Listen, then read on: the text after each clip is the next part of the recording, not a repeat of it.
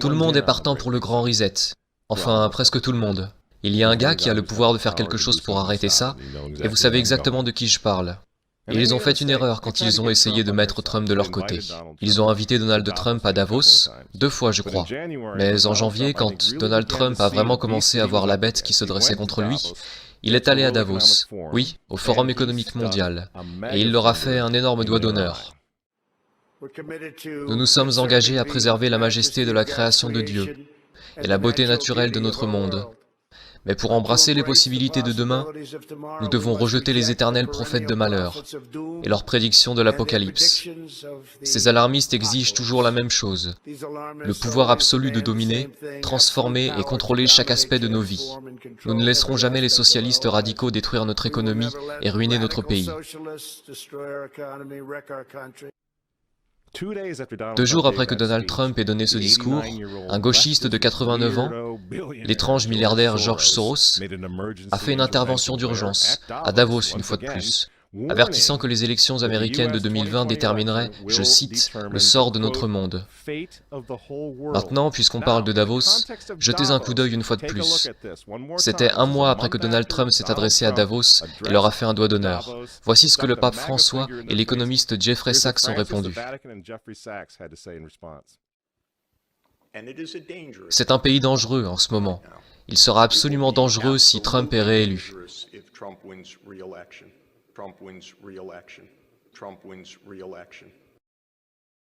François a invité ce type au synode sur l'Amazonie en tant qu'invité d'honneur et conseiller. Il est aussi conseiller de Bernie Sanders. Qu'est-ce qu'il fait au Vatican? Pourquoi ce type qui est un promoteur pour le socialiste pur et dur Bernie Sanders, se retrouve en tant que conseiller pour le pape? Pourquoi a-t-il ses accès au Vatican? Jeffrey Sachs soutient l'avortement et la contraception, mais ce n'est pas un problème pour le Vatican. Pour le Vatican, pour le pape François et pour ses amis à l'ONU, c'est évidemment Donald Trump le problème. Je considère clairement l'administration Trump comme un danger pour le monde, mais tel que je le vois, comme un phénomène purement temporaire, qui disparaîtra en 2020.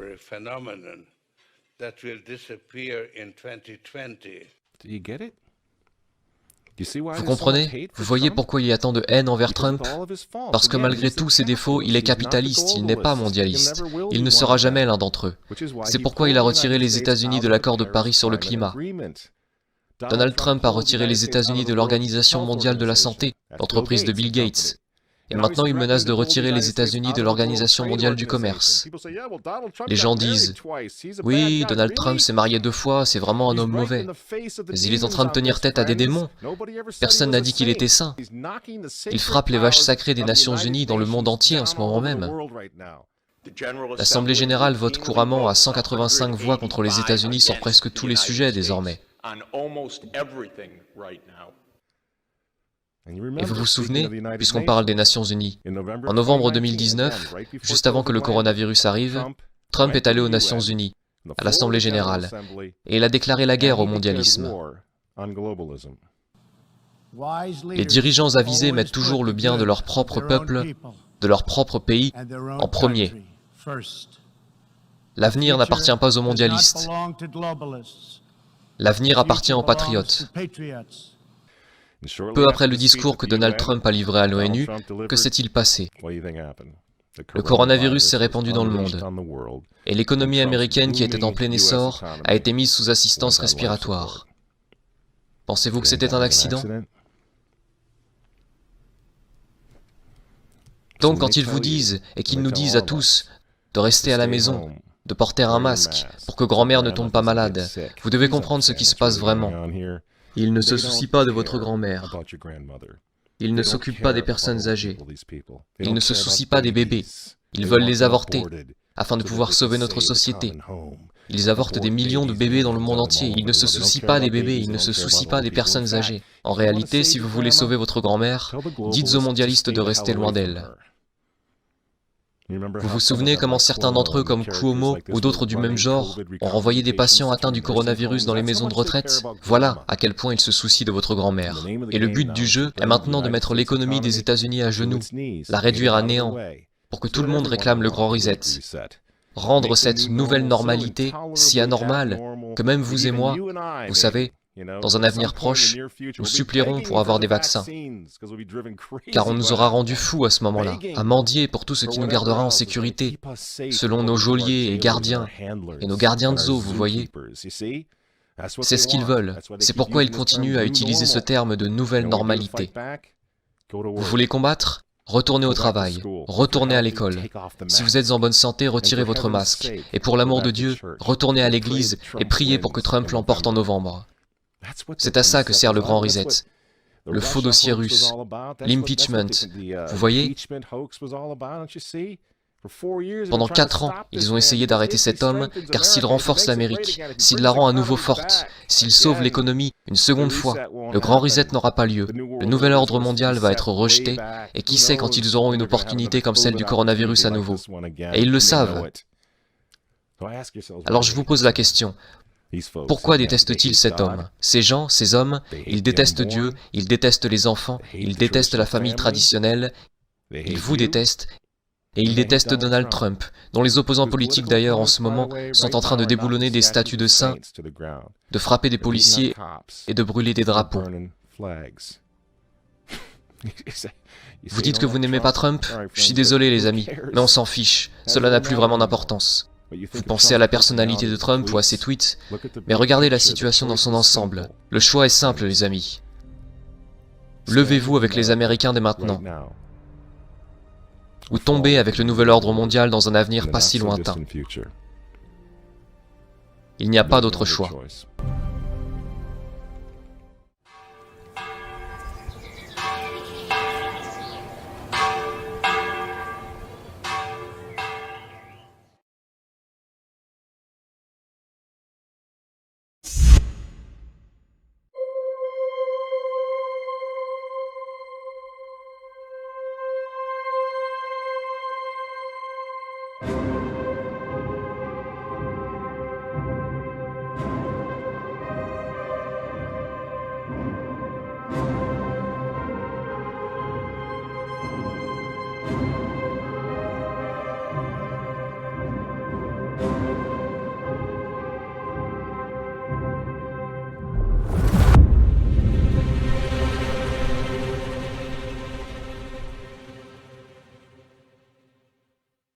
Salam alaikum, chers frères et sœurs. Bonjour à toutes et à tous. Tout d'abord, permettez-moi de vous remercier pour votre soutien, votre confiance et aussi pour l'intérêt que vous portez à ma modeste contribution. Vos messages d'encouragement me vont droit au cœur. Depuis plusieurs mois maintenant, nous vivons un changement de société qui prend une forme brutale, en nous arrachant de force les acquis pour lesquels les anciennes générations se sont battues et ont parfois sacrifié leur vie. Depuis ma dernière vidéo intitulée 2020 la rupture, bas les masques, nous sommes encore montés de quelques degrés dans la violence étatique, où la muselière est devenue l'instrument par lequel on distingue le citoyen obéissant du récalcitrant. Je pense que vous avez toutes et tous compris que le masque imposé aujourd'hui sera le vaccin de demain, sans lequel il ne sera plus possible d'interagir dans la société. Comme je vous le disais dans une vidéo précédente, l'objectif est de rendre le quotidien des gens invivable et de les étouffer progressivement afin qu'ils soient prêts à toute concession pour un retour à la normale. Et c'est là que le vaccin sera introduit comme monnaie d'échange. Les gens comprendront par la suite que les mesures dites sécuritaires sont destinées à perdurer, qu'il s'agit là d'une nouvelle façon de vivre et que l'ancien monde a bel et bien cessé d'exister. La plupart d'entre vous ont certainement entendu parler du Grand Reset, lancé par le Forum économique mondial de Davos en collaboration avec le prince Charles.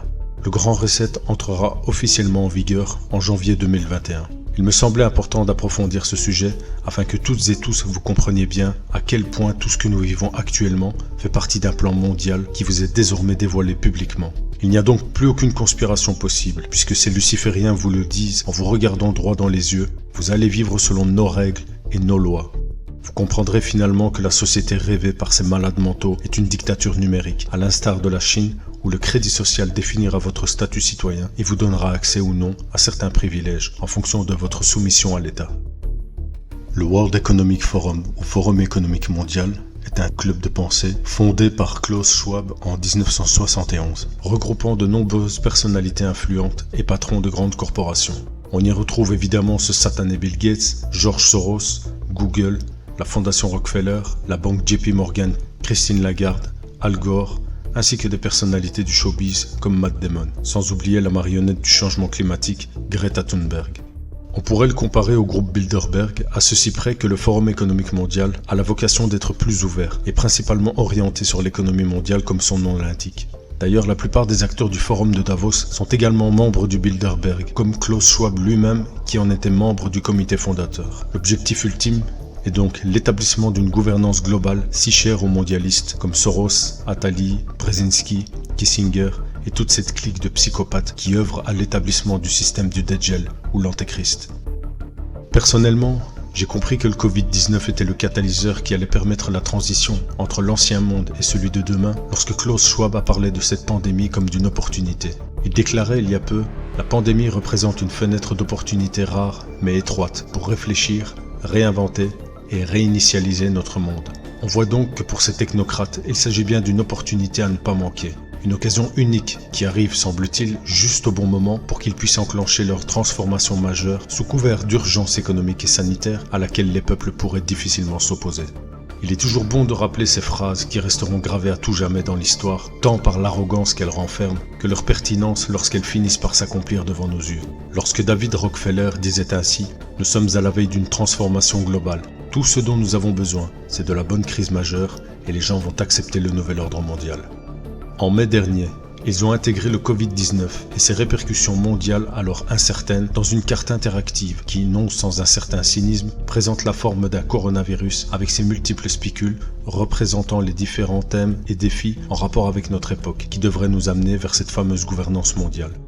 Il s'agit donc d'une carte interactive qui change en fonction des thèmes sur lesquels vous cliquerez et présente autour d'un sujet phare les sujets sous-jacents et ses implications pour le monde de demain. Je dois admettre que sur un plan technique, c'est très réussi. Je m'étais alors posé la question, mais comment peuvent-ils savoir dès maintenant les impacts réels de cette pseudo-pandémie à l'échelle mondiale pour les mois et les années à venir?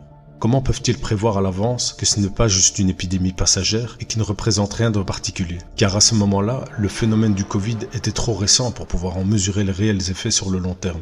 Sauf bien sûr, si cette pandémie était déjà prévue à l'avance, comme le mentionnait justement la Fondation Rockefeller dans ses 4 scénarios pour le futur de la technologie que je vous invite à aller lire dans le détail.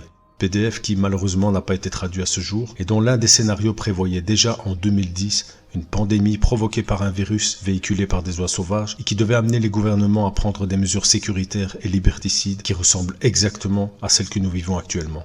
D'ailleurs, il est intéressant de noter que sur le site officiel de la Fondation Rockefeller, on retrouve cette même notion de reset ou remise à zéro. Par exemple ici, comme vous pouvez le voir dans ce rapport qui traite de la manière de transformer le système de distribution de la nourriture aux USA. Si l'on observe la liste des organisations mises en avant par le Forum économique mondial, on retrouve bien évidemment la Fondation Rockefeller, dépeinte comme une organisation philanthropique avant-gardiste dans le domaine scientifique et qui aurait pour vocation de se consacrer au bien-être de l'humain dans le monde. Cette même Fondation Rockefeller, qui sur son site présente par exemple la nécessité des tests de dépistage massif du Covid-19 avec pour objectif jusqu'à 30 millions de personnes testées par semaine aux États-Unis. Ces tests recensent de nombreux faux positifs, car ils amplifient les traces d'ADN du virus, mais aussi de tout autre matériel génétique présent dans l'organisme, et qui ne sont pas forcément liés à une grippe ni au SARS-CoV-2 de façon spécifique. C'est la raison pour laquelle de nombreuses personnes ont été signalées positives, juste à cause de la présence résiduelle de virus qu'elles auraient contracté des semaines, voire des mois auparavant. Il suffit donc de multiplier ces tests pour voir exploser le nombre de faux positifs, ce qui est évidemment le but recherché. Ces statistiques en hausse leur permettront de justifier les prochaines mesures liberticides qui nous rapprocheront davantage du modèle chinois, celui-là même dont rêve la présidente de Bain & Company, Orit Gadiech. Elle serait la fille d'un général israélien et aurait elle-même travaillé pour le Mossad. Bain & Company, ça vous rappelle quelque chose? C'est la société américano-israélienne qui a géré le déconfinement en France. Le monde est décidément très petit pour ces élites mondialistes. Je vous invite à prendre le temps de parcourir le site du Forum économique mondial et celui de la Fondation Rockefeller pour vous rendre compte à quel point tout est clairement mentionné et vous faire une idée plus précise du monde dans lequel ils veulent nous embarquer de force.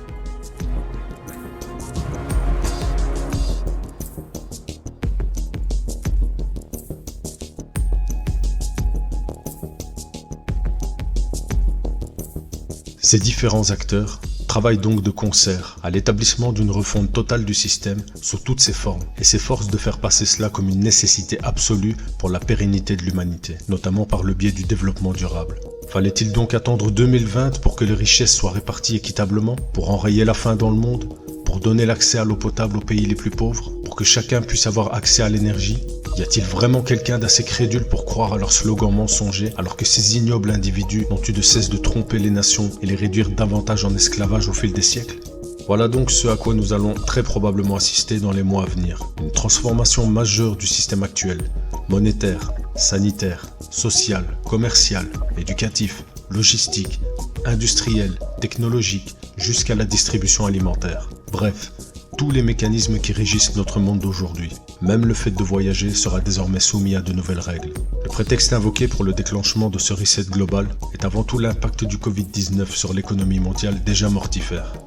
Un reset économique, avec la fin de l'économie locale, un ralentissement des activités humaines et le règne des multinationales qui auront racheté pour une poignée de dollars les PME à l'agonie suite au confinement. Un reset social, avec de nouvelles règles dans l'interaction entre les individus, où les mesures de distance sociale deviendront la norme. D'ailleurs, plusieurs dispositifs technologiques sont déjà disponibles pour veiller à sa mise en application dans certaines sociétés. Un reset géopolitique, avec la fin des États-nations et l'instauration d'une gouvernance mondiale à l'horizon 2030. Un reset environnemental, avec la dictature écologique où l'homme représente la menace ultime du fait de la surpopulation et de son mode de consommation.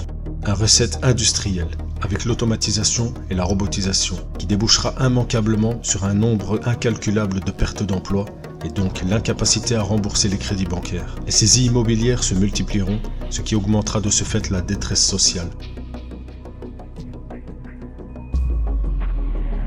Un reset technologique, avec l'émergence du contrôle social, des drones de surveillance dans nos rues, de l'intelligence artificielle et dont l'issue débouchera sur l'ère du transhumanisme puisqu'au final, outre le fait d'imposer un contrôle total sur les peuples, l'objectif de ces fous furieux est bien de parvenir à vaincre la mort par le biais de la technologie et de parachever l'évolution humaine par l'entremise du progrès scientifique. Il est important de souligner le rôle majeur que jouera la technologie 5G, qui visiblement est un des sujets les plus importants liés au grand reset. Et quand je vous disais qu'il n'était plus question de conspirationnisme, car tout était dévoilé, jugez-en par vous-même. Lorsque l'on clique sur le sujet de la 5G, un résumé apparaît à droite de la carte. On y lit qu'une grande coopération sera nécessaire pour faciliter le déploiement de cette technologie qui sera utilisée pour l'Internet des objets, l'intelligence artificielle et le big data. Ces fameux objets connectés qui recueilleront toutes sortes de données concernant votre mode de vie, votre mode de consommation, vos habitudes et qui seront stockés dans une immense base de données faisant de votre vie privée une relique du passé.